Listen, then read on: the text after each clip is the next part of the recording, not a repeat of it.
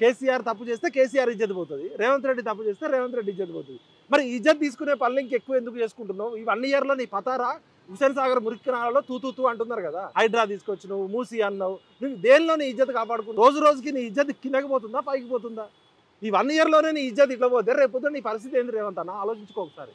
ఈ రోజు నేను మొమాటం లేకుండా చెప్తున్నా, 60 సంవత్సరాల సుదీర్ఘ పోరాటము, కొన్ని వేల మంది ప్రాణాలు కోల్పోతూ వచ్చిన తెలంగాణలో ఈ రోజు ఈ పరిస్థితికి రావడానికి కేసీఆర్ చేసిన మంచి కారణము, కేసీఆర్ చేసిన చెడు కూడా కారణం. ఎందుకంటే మంచి అయినా చెడైనా కేసీఆర్ అనే ఒక బ్రాండ్ తెలంగాణలో ఎవరు తీసేయలేడు. ఆయన తీసుకున్న కొన్ని తప్పుడు నిర్ణయాల వల్ల ఇలాంటి బుడ్డరకాళ్ళు, ఇలాంటి అజ్ఞానులు వచ్చి వాళ్ళ పరిపాలనలోకి వచ్చారు. ఆయన కనుక కరెక్ట్గా ప్రజలతో కలిసి, ప్రజా ఉద్యమకారులతో కలిసి ఉంటే ఇవాళ రేవంత్ రెడ్డికి సీఎం అయ్యే అవకాశం వచ్చేది కాదు, ఈ చర్చ పెట్టే అవకాశం కూడా కాదు. సరే కేసీఆర్ తప్పు చేసిండు, మంచి చేసిండు, ఆయన చరిత్ర ఆయనకి అయిపోయింది.